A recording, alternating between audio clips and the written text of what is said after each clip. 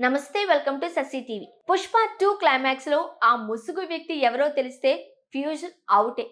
అయితే విజయ్ దేవరకొండనా, ఫహద్ ఫాజిల్నా? వీళ్ళిద్దరూ కాదంట.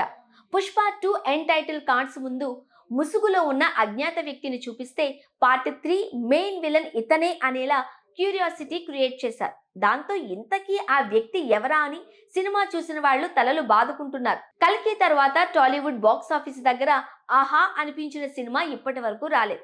మధ్యలో కొన్ని బ్లాక్ బస్టర్ సినిమాలు వచ్చాయి, కానీ బీసీ సెంటర్లలో ఈలలు వేయించే సినిమాలు మాత్రం రాలేకపోయాయి. అలాంటి టైంలో ఒక స్థాయికి మించిన అంచనాలతో రిలీజ్ అయింది పుష్ప 2. అసలు రిలీజ్ కు వారం 10 రోజుల ముందు నుంచి ఈ సినిమాపై నెలకొన్న యుఫోరియా అంతా ఇంత కాదు. ఎప్పుడెప్పుడు సినిమా చూద్దామా అని కేవలం బన్నీ ఫ్యాన్స్ మాత్రమే కాదు, యావత్ సినిమా లవర్స్ అమితాశక్తితో ఎదురు చూశారు.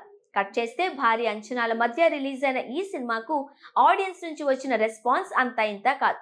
తెలుగులో కొందరు మిక్స్డ్ రివ్యూలు చెప్పారు, కానీ ఆల్ ఓవర్ ఇండియాలో సినిమాకు అద్భుతమైన రెస్పాన్స్ వచ్చింది.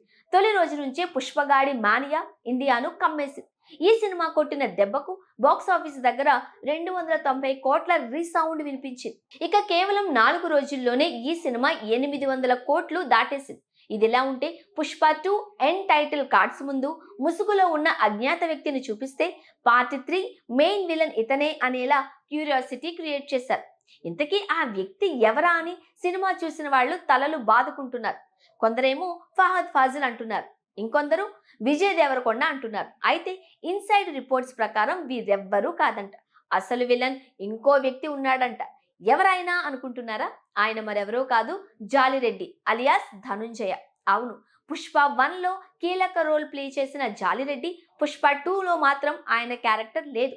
అయితే పగతో రగిలిపోతున్న జాలిరెడ్డి పార్ట్ 3 లో మెయిన్ విలన్ గా కనిపించబోతున్నాడు అనే వార్తలు ఇప్పుడు సోషల్ మీడియాను ఊపేస్తున్నాయి.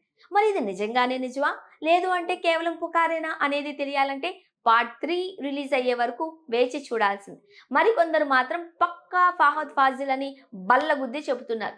ఇక పార్ట్ 3 పుష్ప ది ర్యాంపేజ్ ఇప్పుడప్పుడే సెట్స్ మీదకు మాత్రం వెళ్ళదు. ఈ సినిమా పట్టాలెక్కాలంటే కనీసం ఇంకా 3-4 ఏళ్లైనా పట్టే ఛాన్స్ ఉంది.